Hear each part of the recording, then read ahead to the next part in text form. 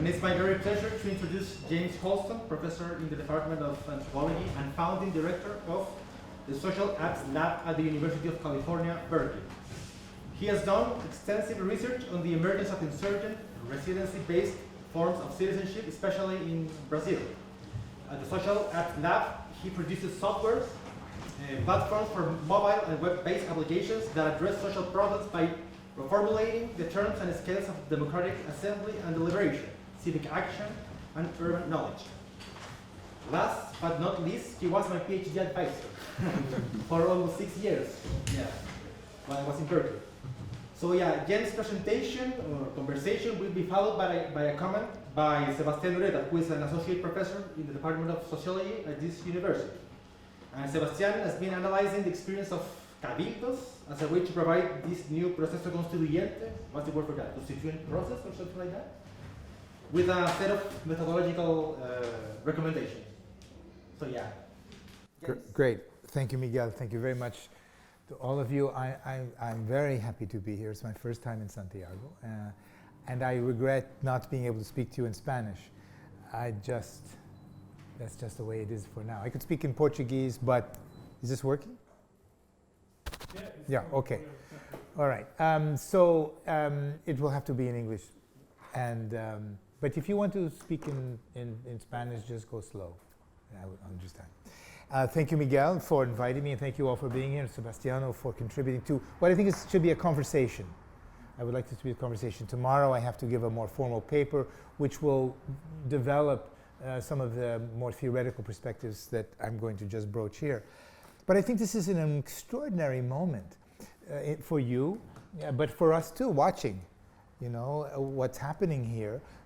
When you think about all the metropolitan rebellions that are occurring, you think about Paris now, or Hong Kong, or Quito, or so many places around the world are experiencing these metropolitan rebellions.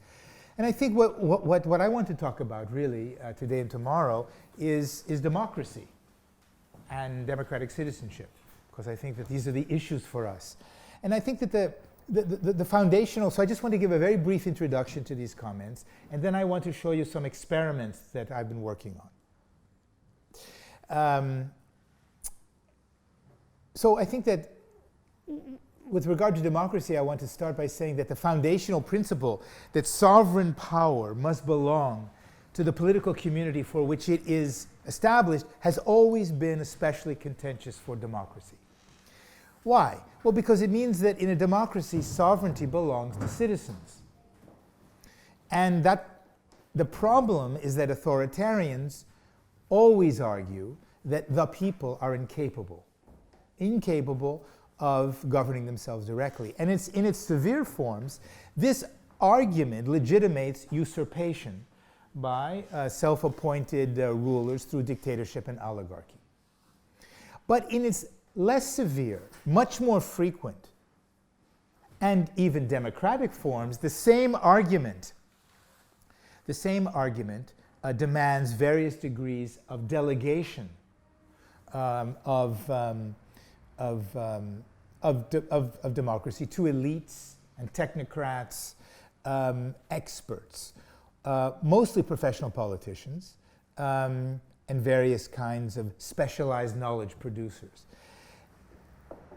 So the problem is that if one wants to counter this argument, one needs to answer the question of how precisely the multitude of citizens is to exercise its sovereignty. You can't just say, okay, well, it belongs to the people. We have to have institutional mechanisms and procedures of how the multitude will exercise that power directly. And we're not used to that. I say we, globally, we're not used to that. The ancient Athenians, of course, had a very compelling answer. But with the advent of much larger political units and transformations in the very notion of sovereignty itself, theorists have consistently argued that the Athenian solution is inapplicable to our large-scale societies, mostly in terms of a question of scale. I mean, we could do it in this room, but as as one of the founders of the American Constitution said, we can't all be in the same room. So therefore, direct democracy is impossible. And so we have the delegation to representative forms, to parliament, to forms of. And as a result, the question of democratic self-government remains, I think, the most vexing in political theory. So my proposition is that unless there is a profound rethinking of democracy now, the growing rage, that its neoliberal version, the growing rage against the obvious fact that its neoliberal version has failed, I don't think there's any doubt about that. And we've been saying that for years. We in the academy, let's say, researchers. The rage that is currently transforming electoral outcomes worldwide will end democratic society in violence and repression. So the counter to this outcome is that there must emerge a reorganized citizenry committed to democratic invention, which is, I think, what you are doing or trying to do. Or what the Occupy movements had as an ambition, let's say. So, since the beginning of this century, there have been a lot of attempts, maybe not as articulate as yours right now, but a lot of attempts to imagine a new kind of popular sovereignty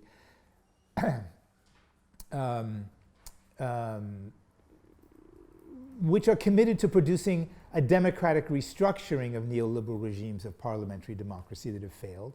In effect, are committed to what you might call a project of democratizing democracy.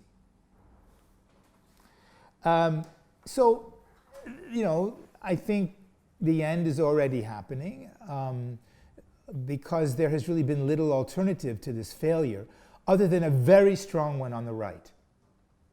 I think we have to recognize that the right has produced a very strong reaction to the failures of neoliberalism. And I think I would even argue justifiably, they are willing to tear down liberal democracy. They are willing to do it. Bolsonaro, Trump, Orban, they are willing to tear it down. And it makes them very powerful in speaking to this rage. Of course, they are willing and able to use democratic means to do so. It makes them extremely dangerous with no commitment to democracy. No commitment to popular sovereignty other than manipulating it under the banner of populism. And in so many places, they have their solid 20 to 25%. Marine Le Pen has 20%. Trump has, doesn't matter what he does, he has 20%.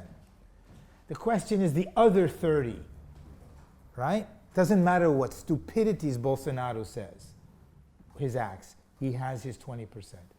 But the question is the other 30% that join. So this is predictable, and we've seen this film many times.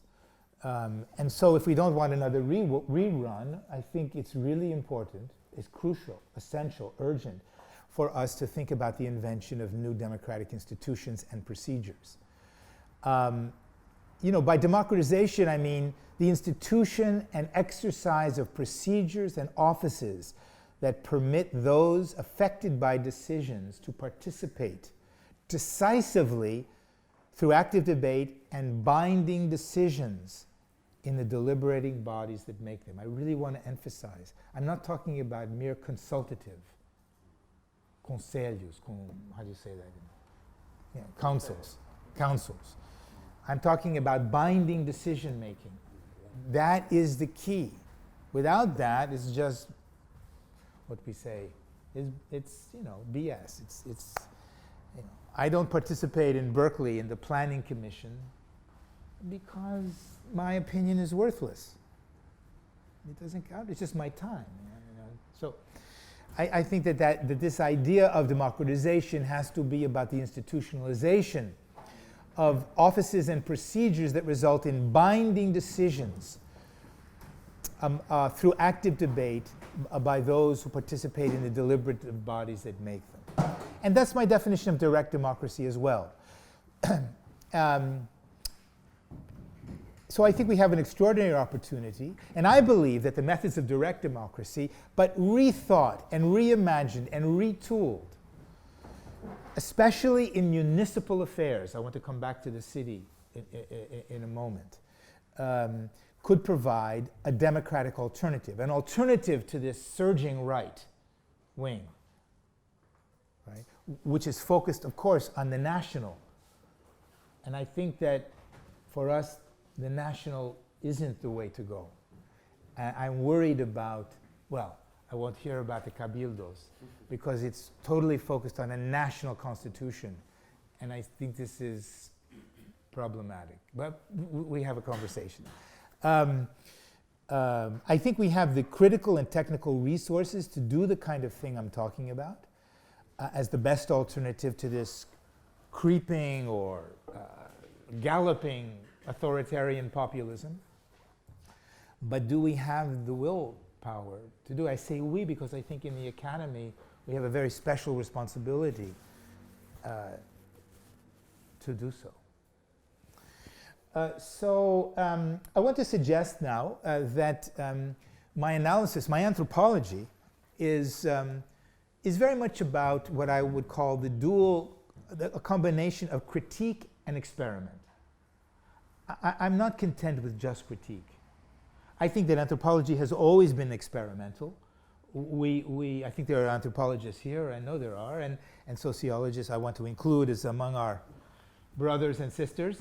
But you know, the experimental moment in anthropology has been revolved around field work. And it is experimental, and there's a lot of risk there. There's possibly, you know, you kind of, at the moment of learning a new language, and you have to become someone else. And these are experiments in subjective and objective experiments. So I want to continue that tradition of the experimental. But today I think we have new resources to be experimental in our own lives in ways that, to do field work in our own moment. And this moment for us, I think, is urgently about the political, and it is about the democratic. So I want to focus especially on direct democracy among the variants of democracy, you know, arguing that this is the best way.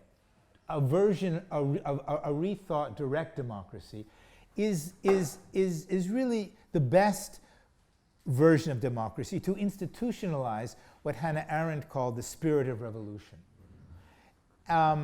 Necessary to keep democracy vital, to prevent the entrenchments of power and privilege, to foster, and these are my objectives, reasonable democratic deliberation among ordinary people, to secure a large-scale distribution of both consensus and dissensus. Not just consensus, you have to have dissensus as well. To attenuate capitalism's ability to determine democratic outcome. Those are some of the objectives that I think we need to aim for. But maybe especially this idea of fostering democratic deliberation of high quality among ordinary people. Because we're always told that ordinary people can't do it. Right? We have to have the experts and the professional politicians. So I'm going to talk in more detail tomorrow about the more, I don't know, theoretical perhaps, contours of this argument. Because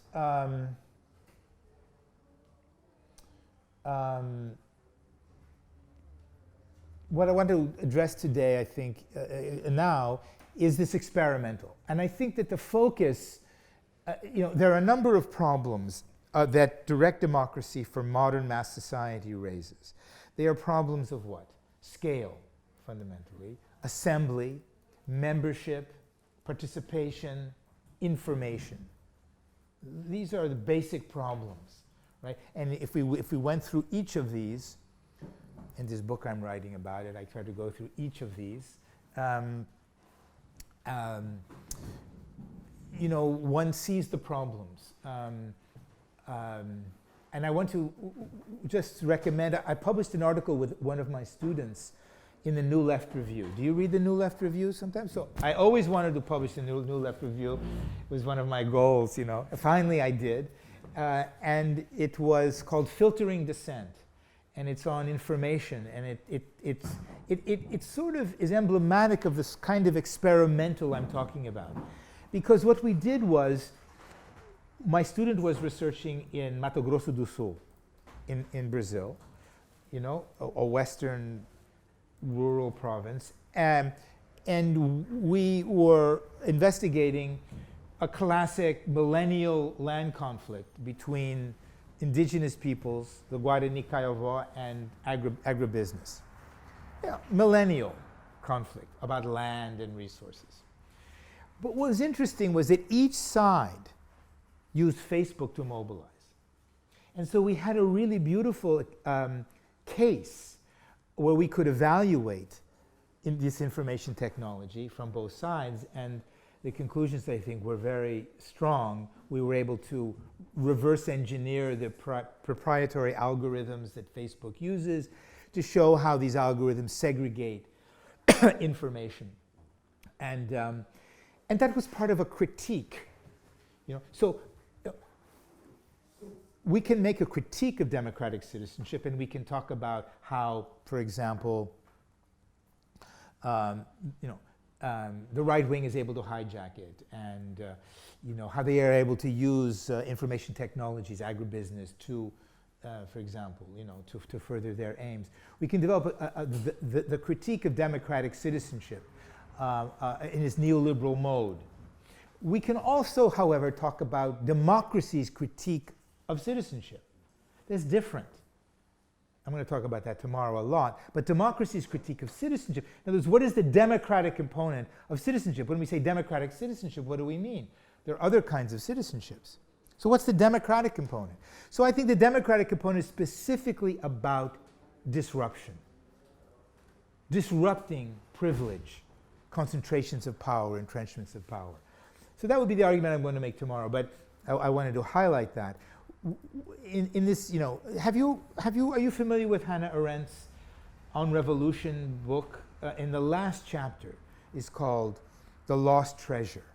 And the lost treasure is the spirit of revolution, which we cannot tolerate. We forget after the revolution. But the spirit of revolution is precisely that spirit of disruption. It is a revolution. And political parties, once they are in power after the revolution, must kill it. And she goes through a series of historical examples to show that that is the case. I mean, if you look at the PT in Brazil, is a classic example. The PT had to kill its base. It had to kill its revolutionary moment with the resulting disasters. So I want to focus now on this making democracy. And I want to focus specifically on this idea of assembling the demos. And I think neoliberalism unmakes it, dissembles, undoes. But we need to be concerned, I think, with assembling the demos now. So I want to talk about assemblies and the components, which would be specifically proposal development through collaborative editing, and ratification and questions of scale. So I think that there are, now, as Miguel mentioned, you know, I co-founded this lab at Berkeley called the Social Apps Lab to be my platform for experiments. And we got some funding and a bench, you know, some desks over in a unit that basically is overwhelmingly dominated by engineers. And there's an anthropologist in their midst. And it was very interesting how the students, the graduate students and undergraduates, came to us and said, we need the social problems. We can program, but we don't have the problems. So anthropologists and sociologists have the problems. And so it was a good combination to work with them. And they were very appreciative. Whereas in anthropology, we tend to kill each other over, marginalia, really. The engineers were extremely appreciative of what we had to contribute. Because anthropology is a marginal field, so we kill each other over scraps, if you will. And it's a marginal field. We're going to talk about how the political scientists are going to hijack the new constitution movement here, and the lawyers, of course. So, what I thought I would do, so we developed some platforms. I prefer the word platform to address this question of assemblies and proposal making. We did a big survey of the existing platforms, and we found that most of them, maybe you know some of them, Lumio or Deciding in Barcelona and Europe, and others, they're quite good, I think, at what I would call the phase of idea collection and then voting. Right? So, you have an idea and you have an idea, and we submit these online, and there they are, and then in the end it's a kind of plebiscite. Plebiscite is the worst form of direct democracy, the worst. It is a perversion of direct democracy. So the plebiscite here is quite dangerous, I think. Brexit, Colombia, there are many examples of disastrous plebiscites. But, and so these apps are good at that, but they miss, I think, 2 or 3 important things. One is that it's well established in our own research, but in the work on participatory budgeting in Europe, that initiatives that just rely on digital platforms fail. The face-to-face is really important. So it's got to be, I think, a combination of face-to-face and digital. The digital is able to leverage the internet to address the question of scale in a series, and there's some ways of doing that. So one important way, which I'll adumbrate now, is the classic opposition between direct democracy and representative democracy, I think, is entirely false. Outside of 40 people, direct democracy, or 30 people, direct democracy must be representative, or else it's just interest group politics. So direct democracy has to have a representative component. Now the Greeks did that. The Greeks, do you know how many citizens there were in 5th century Athens? Do you know? Do you have an idea? There were 60,000. That's not 40. 60,000 participating citizens in their assemblies. In the 4th century, it was reduced by warfare to 30,000.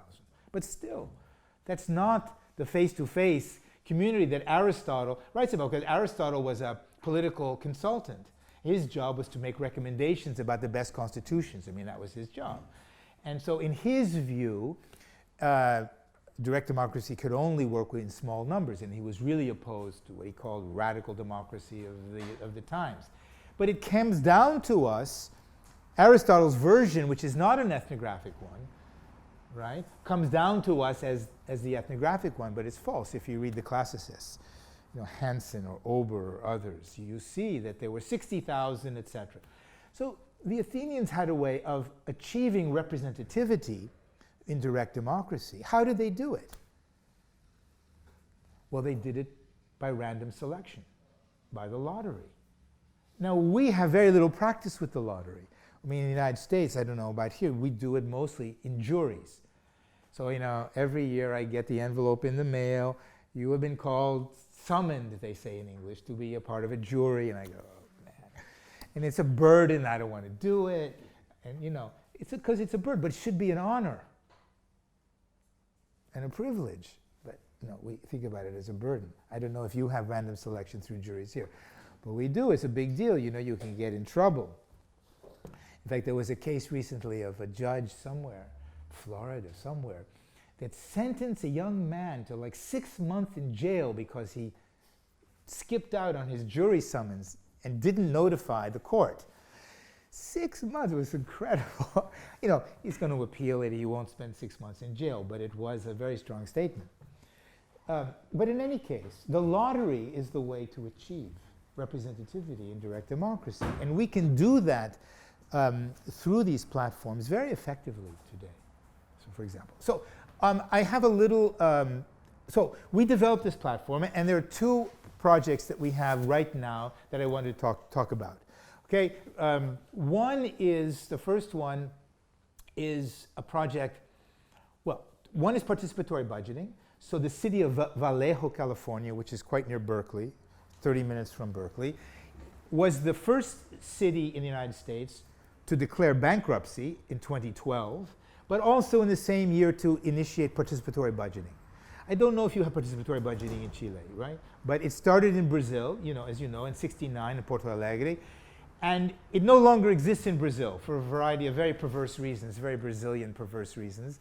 But it transformed the world. There are now over 2,000 cities in the world that use participatory budgeting, the largest being Paris, because it has so many, you know, the budget is so big. You know, participatory budgeting is basically where the city allocates 5% of its annual budget to citizen selected and developed and voted proposals, right? That's participatory budgeting. And so Vallejo went bankrupt, and they said, well, we have no money. What little money we have, the citizens should allocate, at least partially. And there was a proposal to make a 2% sales tax, and very hard to pass sales taxes in the United States. You need 2/3 to do it, which means it's basically impossible. But they did. Against the Chamber of Commerce dominated by the Republicans and the right, they did. And since then, every year they have participatory budgeting. So they asked us to use our platform for the participatory budget. And we have for a number of years. The second example is the Federal University of São Paulo, called Unifesp. Unifesp is a federal university, public. It has 7 campuses, about 25,000 students and faculty and staff. And all universities in Brazil are required to have something called a PPI, Plano Pedagógico Institucional. Okay, it's by law. So a pedagogic plan which orients their research, their teaching, and they the chancellor's was pretty radical, and she decided with her team that they were going to use the university's own procedures to experiment in democracy, and that they were going to produce the plano using principles of direct democracy as an experiment. And so they asked me, because they had seen the other things that I had done in the Vallejo work, and because of my stuff on insurgent citizenship in Brazil, things like that, to design the platform and implement the process. And we've been doing that for 2 years, and it's in the last phase now, the phase of the jury evaluation of the proposals. And you know, what was great about working in the university was that they appreciated that this was a research project and it wasn't finished, and we would make mistakes, and we would collectively try to solve these problems as we went along, and it was extremely rewarding. It was great to work with them. And there were, you know, problems, many along the way, but I think when we publish the material, it will be very useful. So let me show you then these platforms. And I guess my objective is really very practical. I would love it if you would develop one for the cabildos or for your assemblies, because I don't think you're using anything, and I think it's important to have to really work for a new institutionalization of deliberative, binding decision making through collaborative editing. So let me just let me get this. Let me close this.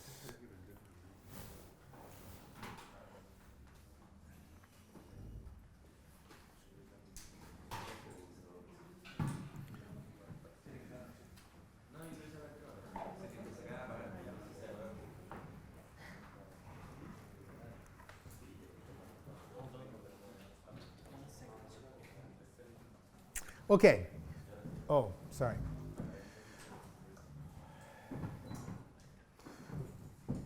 So I put together these quickly last night because I didn't really have a complete set, and hopefully it will give you a sense of this.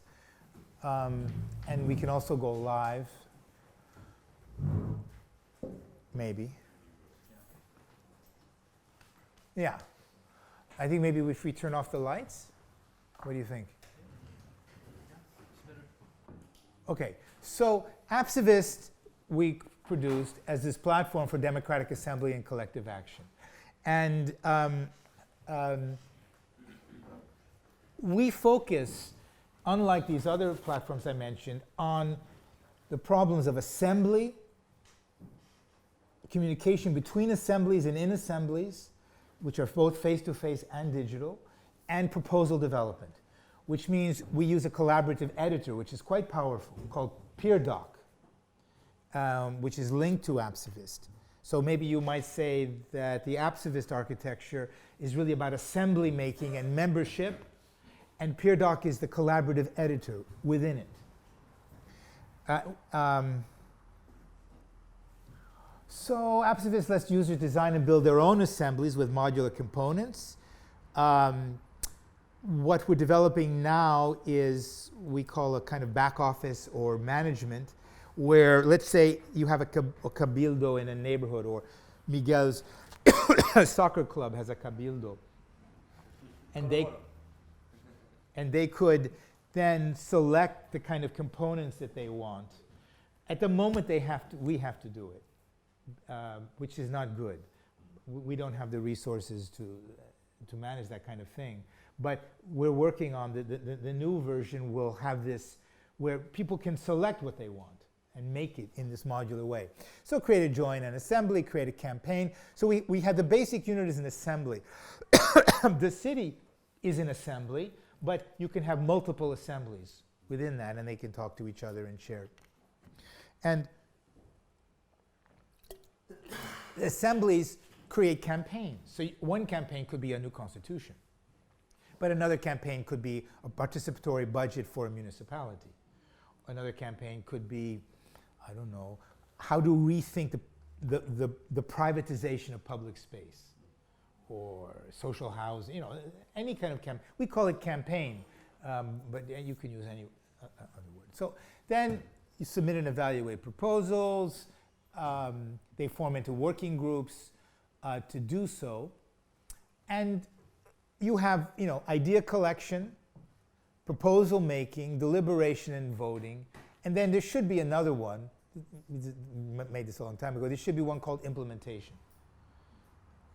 because following implementation is crucial. Okay, so this is the home page, this is the campaign page of Unifesp. So you see Unifesp, it's a processo participativo, bem-vindos à campanha participativa do projeto.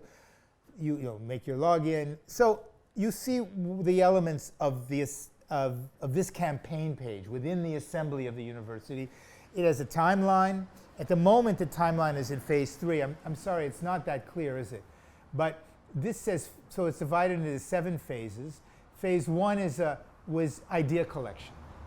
So in this phase, it was open to the entire community, and I think we did very well. We got 600 ideas.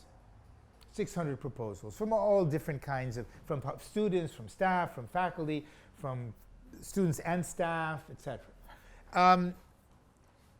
Could we have gotten more? Yes. In Vallejo, the idea collection phase usually gets 1,400, 1,000 to 1,400. But we thought that for the first time doing this, right, 600 was really very good. Then this agrupamento, grouping, had to do with then organizing them according to, okay, so in the beginning, there was a working group that created a set of themes. And there were 10 themes, there were more than 40 examples, 80 examples of these 10 themes of, so, a theme would be like, to orient this development, like mission. What is the public mission? What is the mission of a public university? how should faculty and staff and students be evaluated? What about the international relations for a public university? Questions like that. What's the relationship between research and extension? You use the word extension here? In other words, you know? Yeah, because Unifespi is a university, a public university, which unlike USP, which is famous, right, is not an elite university. It's a university that serves, many of the students are first-time students from the peripheries, and the campuses are in peripheral neighborhoods. So what's the relationship? Those kinds of themes. And then we use those themes to group, people had to put keywords in when they, so people developed, okay, so many things. But then the themes got grouped, the proposals got, the ideas got grouped into these themes, and then we had another phase of proposal development called propostas temáticas, thematic proposals. So the idea is that what we were interested in the first phase was quantity, activity. But in the second phase, we were interested in quality, robustness. And that's a different project, really, because we couldn't have 600 ideas on a ballot. We could have maybe 20, or is it 40, or you can't have a ballot with hundreds of ideas. So they had to be grouped and worked and developed. So we took those 600 and we archived them as resources for the development of the thematic proposals. The next phase is selection of those thematic proposals, a winnowing, and the development through a jury, which I'll show you, and the working groups first, and then the jury, and the creation of a cédula. You call it that in Spanish? A ballot. And then you had the voting phase, and then the winners would go to a kind of compilation phase, and then finally be submitted to the larger university conselhos for ultimate ratification. Now, in principle, the conselhos are not bound by the deliberation of the community. But if they didn't, after all of this, there would be a revolution. That was the idea, that there would be no way. And there is no way. And the conselhos have a tripartite composition of faculty, staff, and students. But according to the constitution of the university, the conselhos are not bound. But that was the proposal, that if we did it well, there's no way that they would not be bound. So you see here then the timeline, and then you have the various proposals. I'll show you a real example. These were just examples. Each timeline is divided up into various stages, and the stages are listed here with their dates and all of that, so that anyone can see this. At the moment, I'm logged in here, but anyone could just go to this page and look at these things. Here are, I'm sorry you can't read it, but here are the working groups. No. So, sorry. One key component of any deliberative process is information. So this website makes a lot of information available. So you can upload, and this is just, these are just documents. What is a PPI? What is the process we're doing? What resources are available to investigate X, Y, and Z? Lots of information here. We also are able to upload this. Cabe tudo, you understand? Cabe tudo no PPI means anything goes or what? Because the idea, well, what is it? Most people don't have any experience. What is a constitution? So, maybe I'll have time back and show you the video. Is brilliant about, yes, in fact, anything goes, basically. You can put, because it has to go through a process of debate anyway. So information we try to handle this way. Here are the working groups, my working groups. So anybody could join any of the working groups. But when we moved from phase initial idea collection to the thematic collection, everybody who contributed to an idea was automatically assigned to the working group of the theme under which they developed their idea. They had to choose a theme. So proposals have various phases. The first phase is entirely private. No one can see it, only the authors. We didn't call them authors, we called them creator. There would be a creator. Let's say you create a proposal, but then you invited some people to join. And so there was the creator and those shared with. And they all had the same privileges, but we wanted to get, they wanted to get away from the idea of author. But for shorthand, we called it author. We did, but that was the idea. So they were all assigned automatically, but then you could leave, somebody could leave a working group or join other working groups. So the working groups were divided into, each working group covered 2 themes.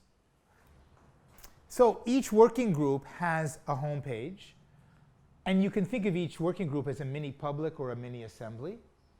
And in their home page, they can talk to each other. Here, they can make comments and talk to each other. Of course, they have their meetings. They can schedule a face-to-face meeting and do whatever they want. But if they want to work remotely or have their meetings, they can on this page. And then they develop the proposals here.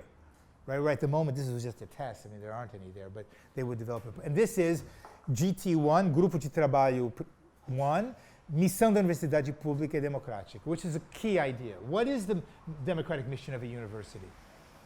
I think that's a fundamental question for all of us, right?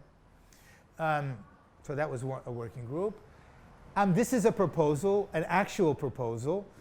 So this part, you might say, is AppCivist, and this part is peer doc.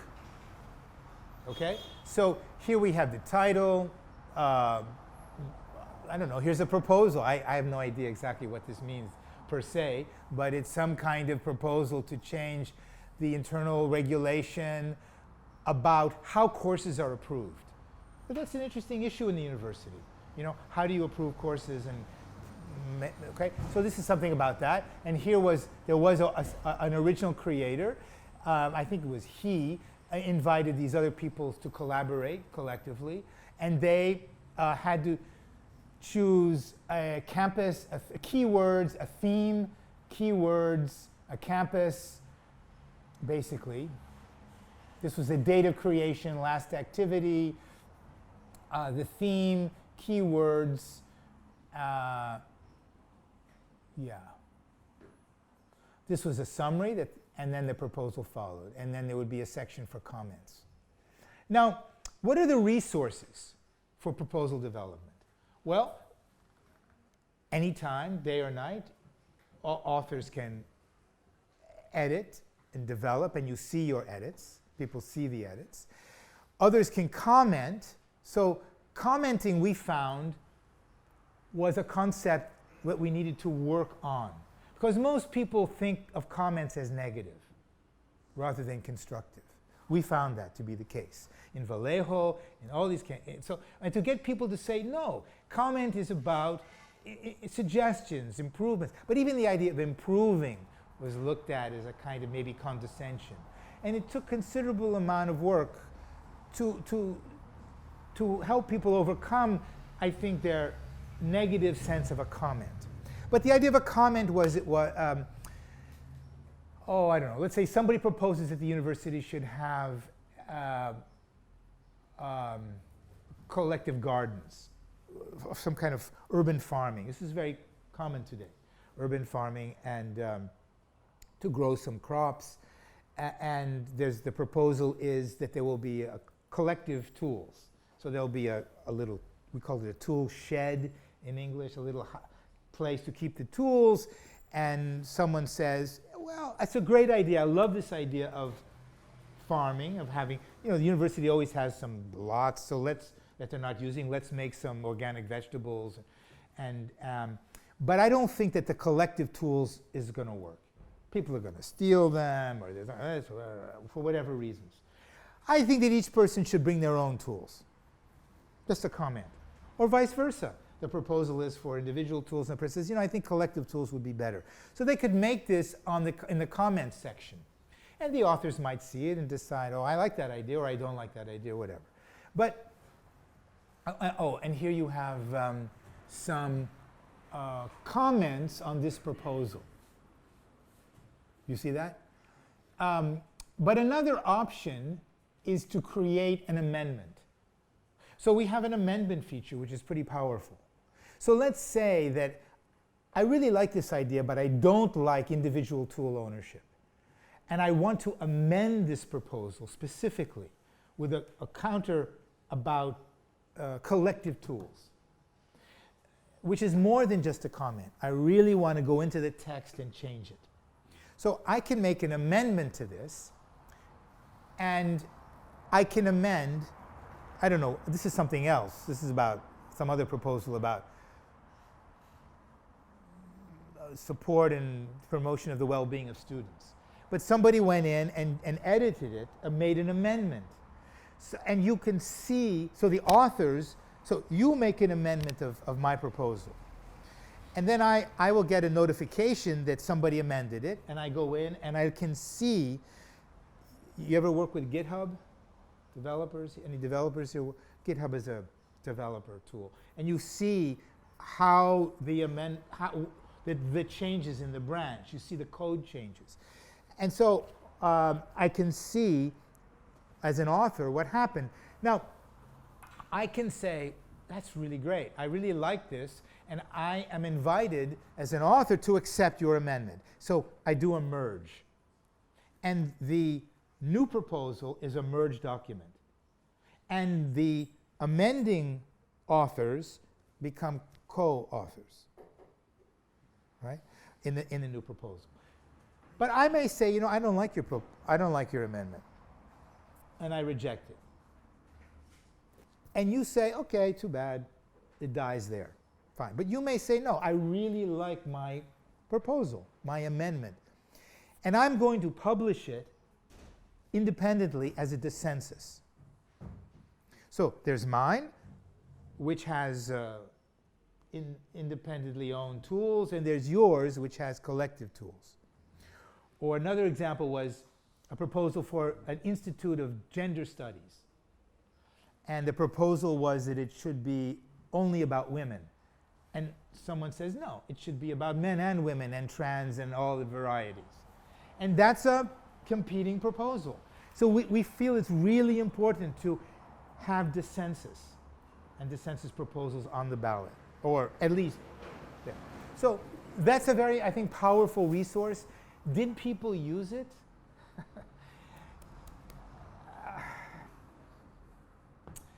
You know, direct democracy takes a lot of education, and these resources are there, and there has to be a lot within the working group to develop people's confidence in using them in a friendly way. I can't remember what. Oh, I think this is the actual page today.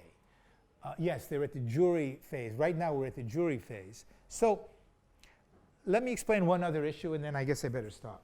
And that is that another key component of the democratic process that involves information is this millennial conflict between, let's call it, technical knowledge and popular wisdom. That's what the Athenians called it. And it's this constant clash, right? And we have delegated democratic deliberation to technical knowledge and deny the validity of popular wisdom. You know, James Madison called it, you know, tyranny of passion, etc., right? Because we don't know how to deliberate. We're overwhelmed by passion. We don't have much technical knowledge anyway. So it's this debate, always this conflict between experts. We in this room, of course, are experts, and the people and their wisdom. And that's a terrible conflict, because it's generally used in liberal parliamentary systems of democracy to invalidate the popular. And the expert comes in at the end, makes his pronouncement, and closes the show. And we were very aware of this problem. Now, it's not that technical expertise is not important. Of course it is. So our attempt to solve this problem was that we need to have the engagement of these two kinds of knowledge at the very beginning and not at the end. So we created a committee of experts that came from the various divisions within the university, and it was their responsibility. So proposals had various stages. First they were private only the authors could see it, and then they became what we called public drafts. So when you felt confident that you wanted your colleagues' input or you were ready to show it, you could do it as a draft and accept comments and make changes, and we called it rascunho público in Portuguese, a public draft.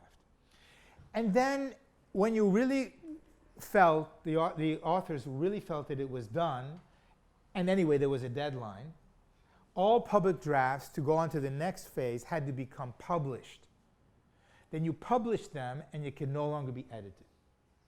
So the idea, and that worked for the idea collection and for the thematic proposals. And at the thematic proposal level, as soon as a proposal became a public draft, the technical committee was supposed to read it and make an evaluation in terms of three criteria. Viability, viabilidade in Portuguese, which meant really, was it legal? So the question of law. But you see, we really felt, as I was saying to Sebastiano, that lawyers and the law is a hired gun. You know that expression, a hired gun?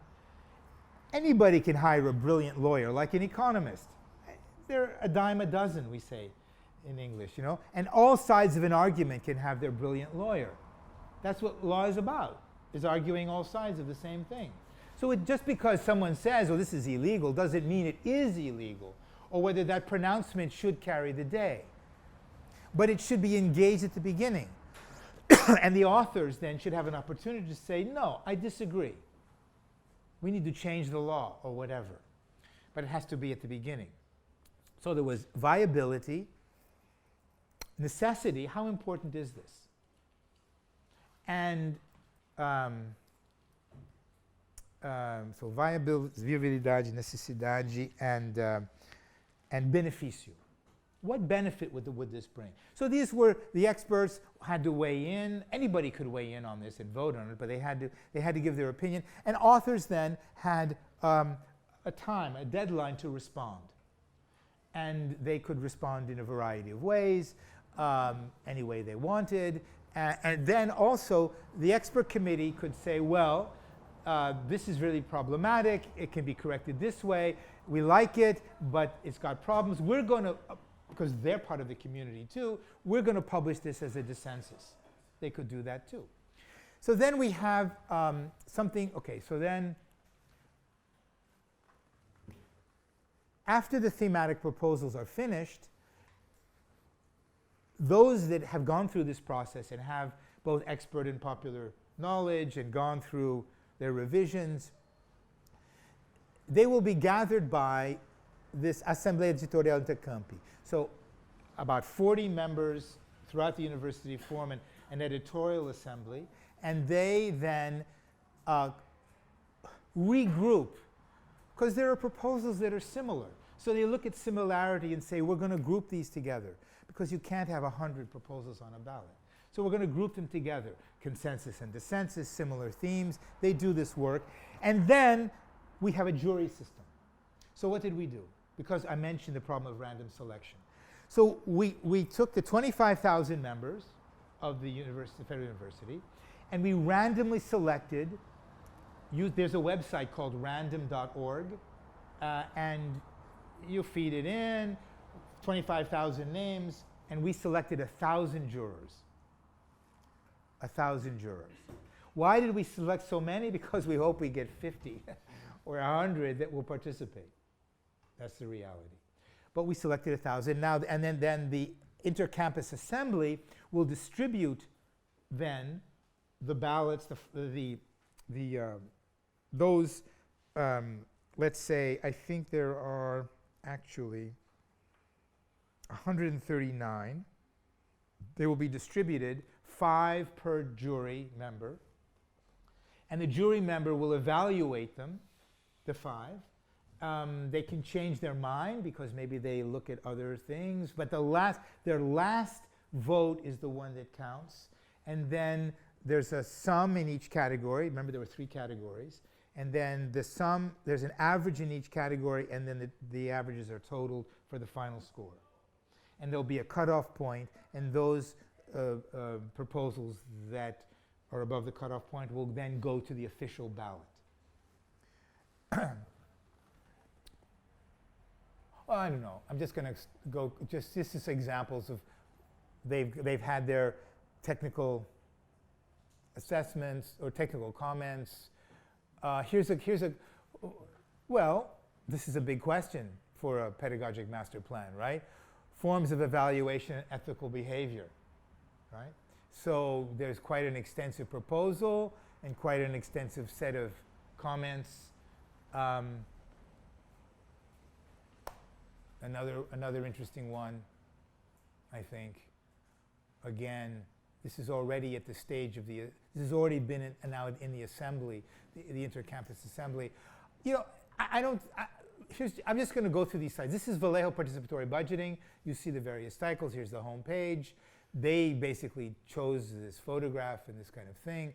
This is the current cycle right now, 2019, and they are so they have some different stages, different iterations of proposal making. And here are actual proposals. Somebody contributes. So they do a different system. They have budget delegates. So let's say there are 100,000, they have about 100,000, 125,000 population. They get volunteers to form a budget delegate committee. Let's say it's 50, 60, 70 people. They take the 1,200 ideas and categorize them, and the budget delegates, then produce these. And maybe throughout about 8 months, they produce. This, by the way, is called the Chicago model of participatory budgeting. They produce, I don't know, maybe 40 proposals, and then they decide on 12 or 15 that will go to a ballot.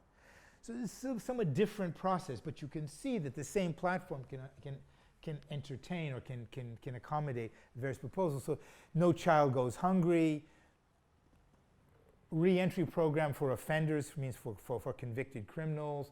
You see the kinds of things. What's the last one? Nomadic shelters for the homeless.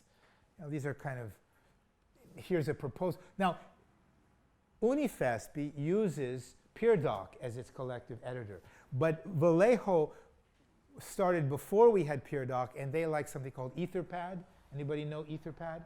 So AppCivist can use 3 editors. PeerDoc, which we think is by far the best, Etherpad, which has some interesting resources, and Google Docs. But most people don't want to use Google Docs because they don't like Google, actually. Interesting. Anyway, you see the city determined that these categories: need, benefit, proposal. Okay, so we use a very similar platform, I just want to mention, in Nicaragua for dengue, Zika, chikungunya.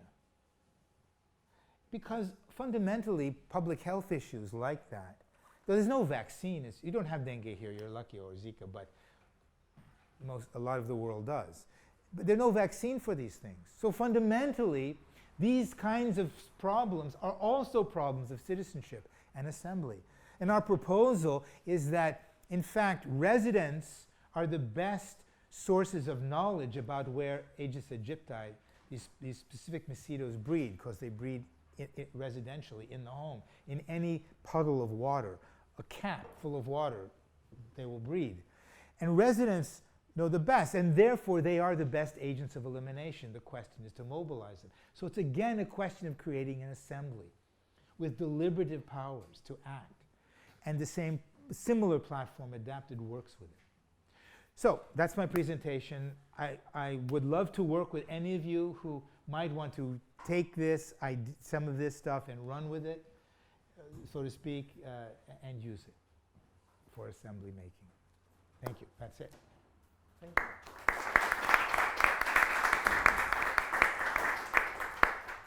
Sebastián. Yeah, thank you very much.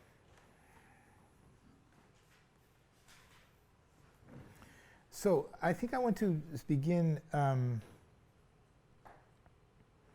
with the question of the institution. I think that's a large frame. So I think there's an institutional crisis everywhere. This is, and I think is a very common problem. So what is the institution that can carry, I like this idea of carrying the weight. How do you create an assembly that can carry the weight of deliberative decision making?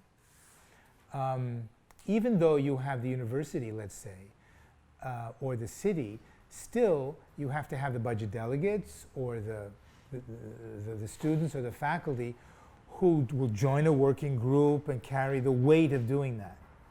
I don't think just because the university legitimates it that it means that the deliberative process actually gets enacted. The dengue example is one where there is no institution.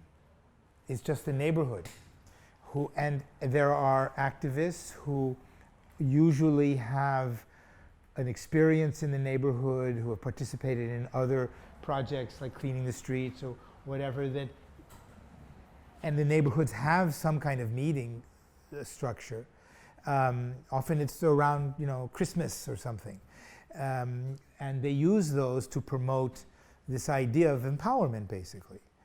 But I think that the question of creating assemblies that can carry the weight of deliberative decision-making is a really profoundly difficult question. Just because there's a university or a city doesn't mean that people in the assemblies are going to do this. Because deliberative democracy is a lot of work, for one thing. I mean, the average Athenian or the Athenian citizen went to an average of 40 assemblies a year. It's almost one a week. It's a lot of work, and we are not used to that. We have no experience doing that, and we are so seduced by private interests, by market, family, love, sex, money, that we don't find our happiness and virtue in the public sphere, but in the private. And it's very difficult to ask people to do this kind of thing. So from that perspective, one has every reason to be quite pessimistic, considering the labor and the kind of knowledge that it requires. The learning curve, I think, is very high. I do think that there is an important role. I do think there are two things. In my work, I say, I look for where other people have the political will, and then I make my tools available. But in my own worlds, I participate in Berkeley, but Unifesp came to me, Vallejo came to me. I would say the explosion came to you. And so, being a revolutionary is one very important, or politically active, very important project. But another is, I can't create all those things, but I can be available when other people have the political will to try something. So, I think that's one answer.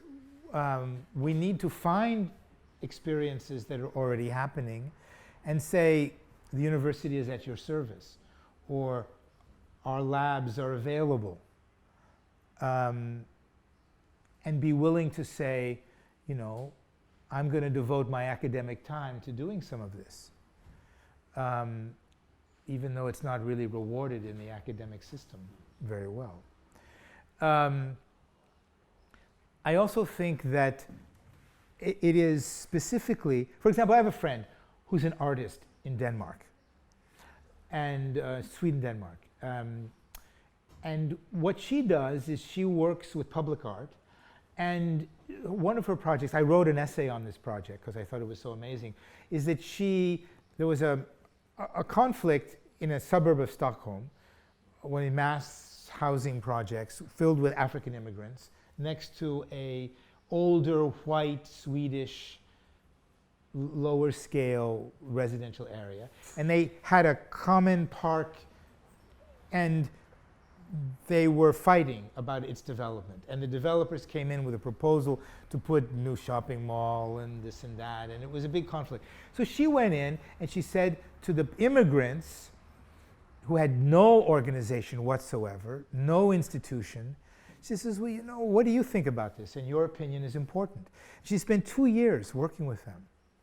And she was able to use, she would convince them to express their opinion. Well, what do you think this park should be used for? How would you do it? She videoed them. She got a little corner of an old shopping center, and she made something she called the Pink Assembly Room. She decorated it with things from people's houses. She began to show the videos of people, just regular residents, saying, well, you know, I think there should be a soccer club or a playground or this or that.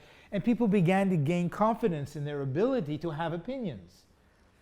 And in the middle, they became so articulate that they asked the developers to pay for a model, a big model the size of this room, and the developers got worried, and they did it.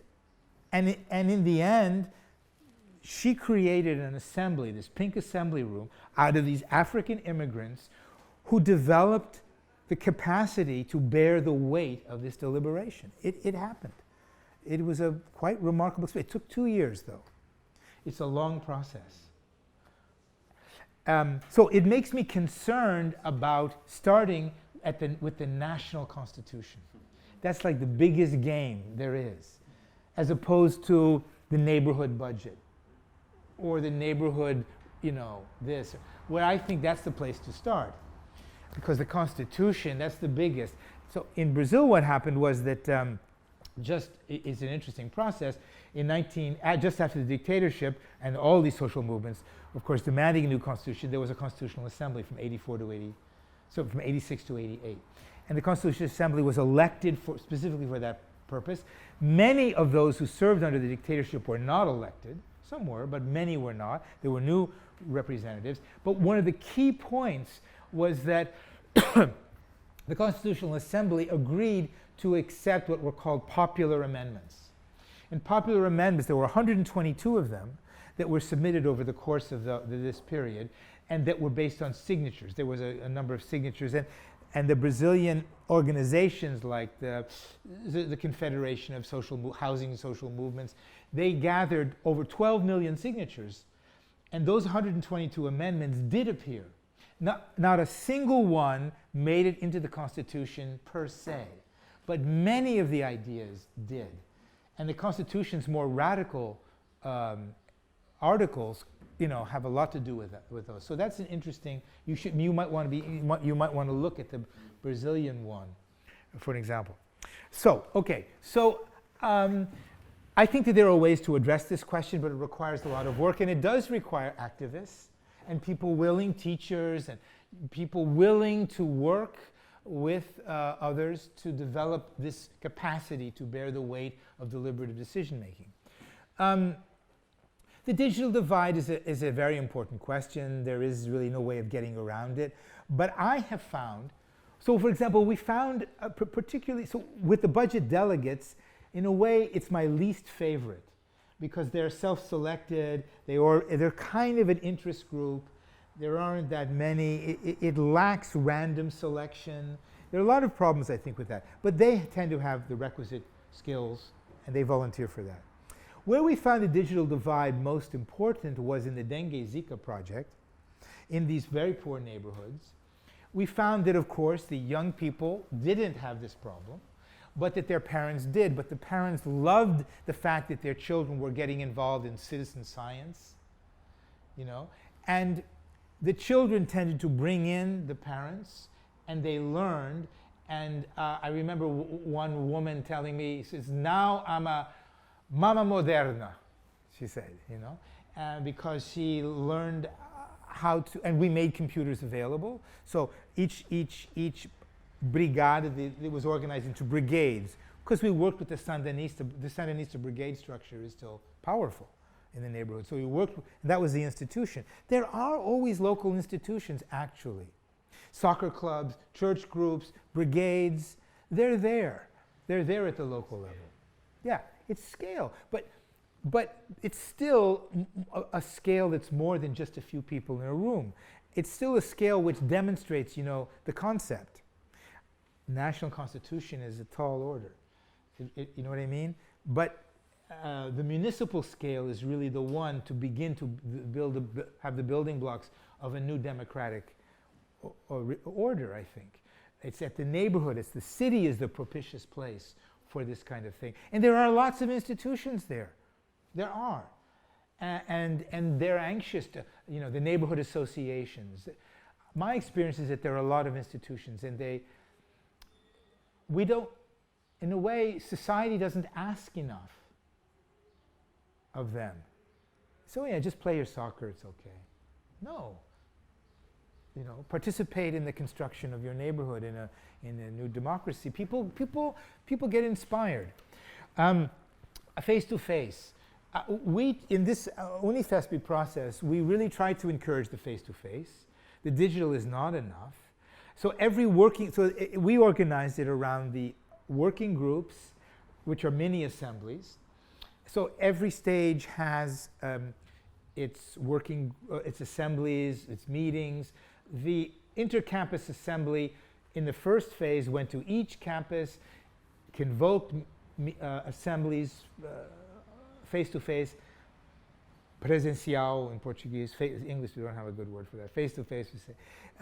And so the face-to-face, I would say in the beginning really was the only way that proposals got written.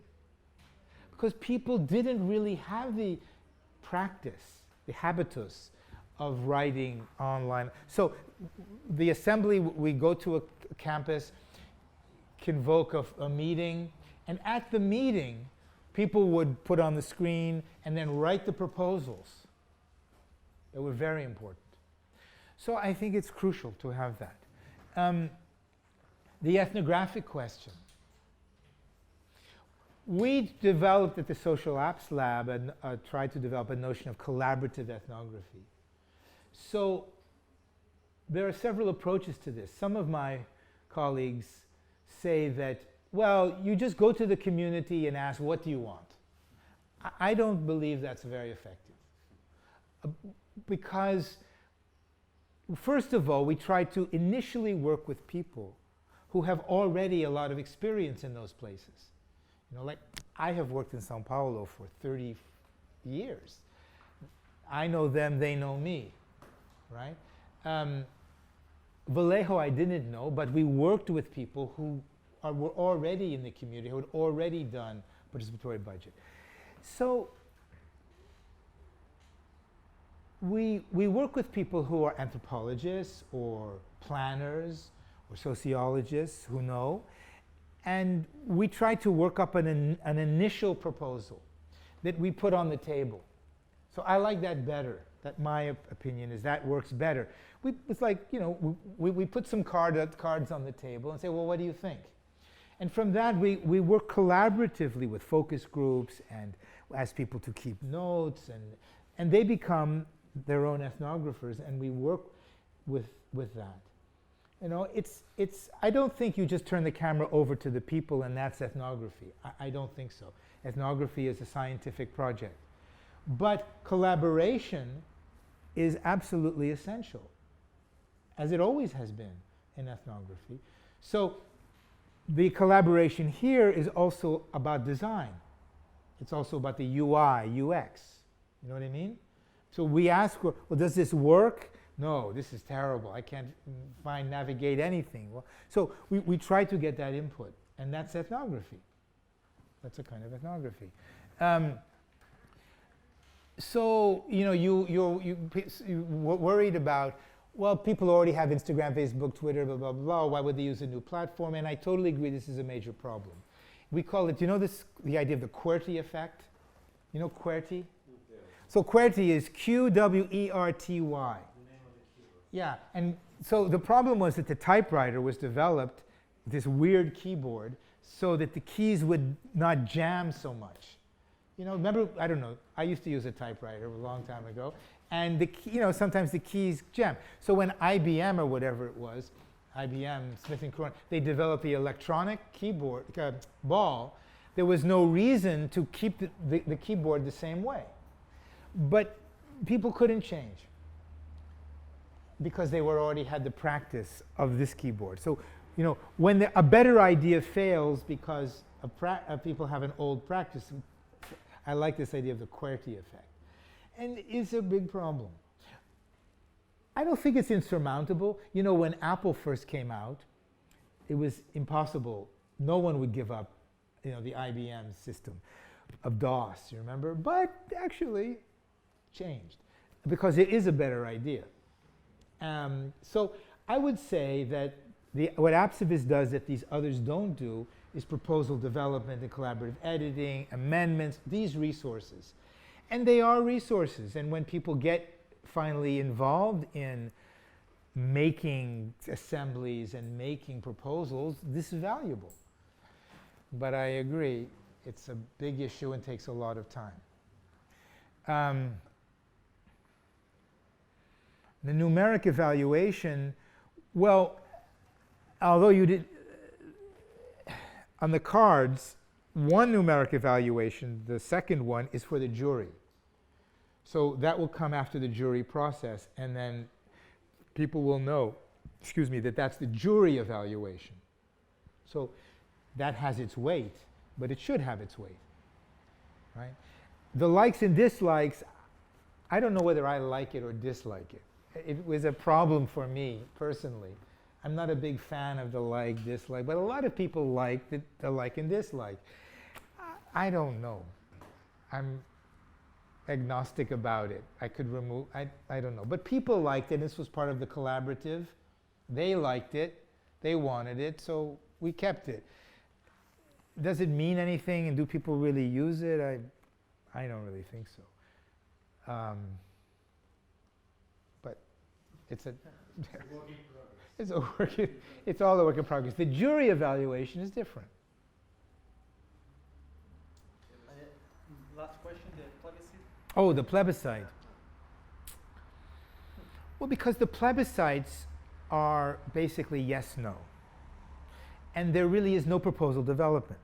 So the proposals at the beginning is the same proposal at the end. There's no editing of that proposal or proposal development. So I find that the key of deliberative democracy is the proposal needs to develop. So it's an 8-month, 6-month process or whatever it takes. And that's what the plebiscite doesn't allow.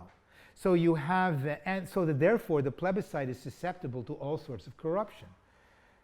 Look at the California. Every year California has these initiatives, which are plebiscites.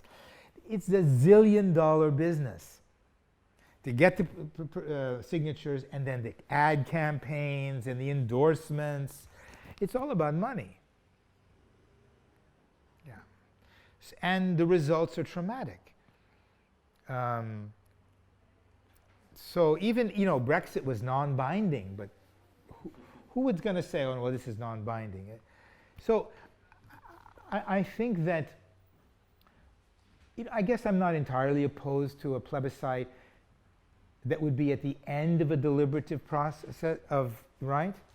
So you could have an assembly develop a set of proposals with editing and all of that, and then at their conclusion might be proposed as a plebiscite. But just to start with a plebiscite, I think is courting disaster. And big money.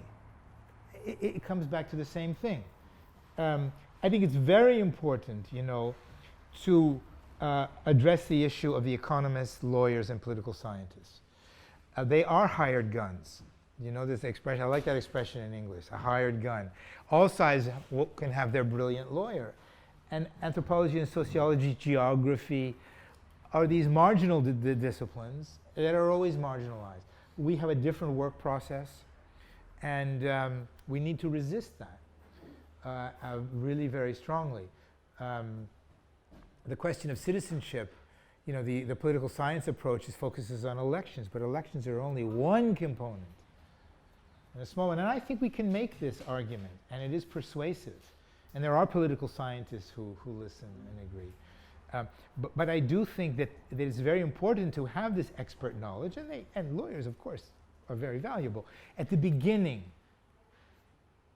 rather than at the end for the reasons that I said. So Yeah, we're running. The questions were great. You know, if I want to just conclude with one thing. You know, I think the Constitution, the national Constitution, is probably a process that will be hijacked. But the cabildos could retain their energy if they might be focused on municipal issues. I know that there was a proposal by the Municipal Association, Association of Municipalities, to make the constitutional question debated first at that level. A very interesting one, then that was hijacked by the president. What's being going on?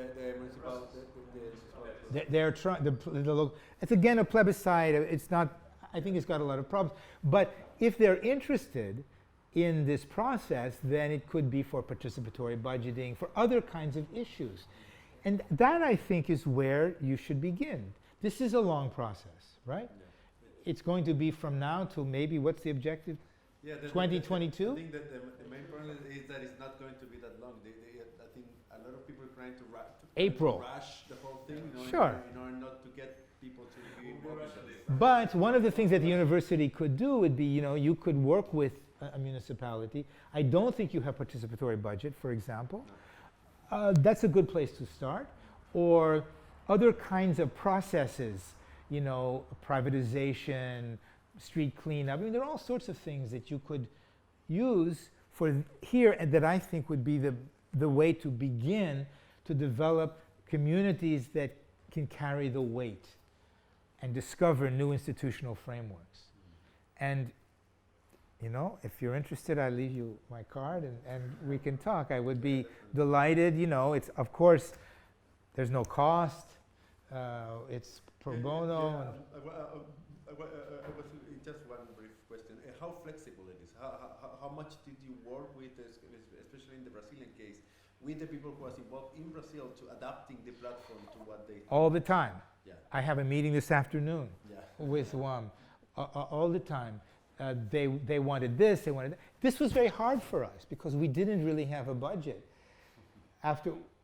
So for the dengue project, I got quite a bit of money from the Gates Foundation because I worked with a group of scientists at University of California, San Francisco, and Berkeley, microbiologists and dengue scientists who had a multi-million-dollar dengue Zika project that Gates likes because the Gates likes vaccines and white coat science. They don't like anthropology. But my colleagues liked my project. They thought this was actually the best. We have the best data, the best results on dengue prevention of anybody. We're just about to publish them. It's incredible how effective neighborhood organization for dengue prevention is. It's the best. But we were able to get money from Gates because of that. So it's hard for us to support. What we tried was to say, okay, City of Vallejo, you have your IT department. University has its IT department. We teach you, you then take it on. You want to change this or that, you do it.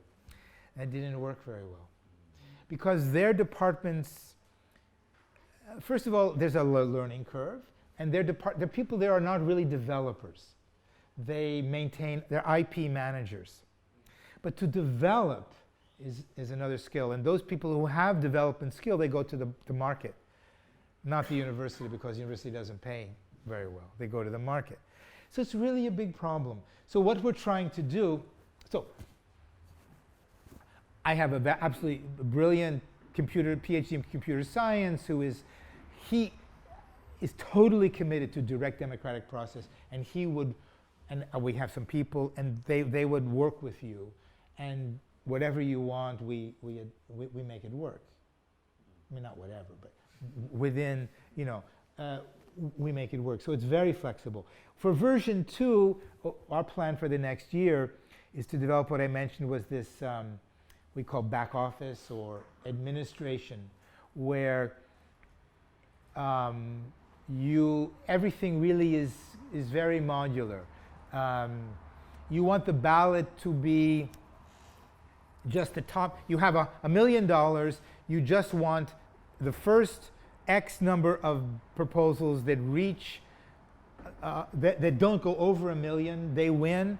Or you want to be able to group the highest ranking proposals that make it for $1 million, even though some were far lower ranked than others, but they were much less expensive. That's an option, and people can choose that, and they don't need us to develop it.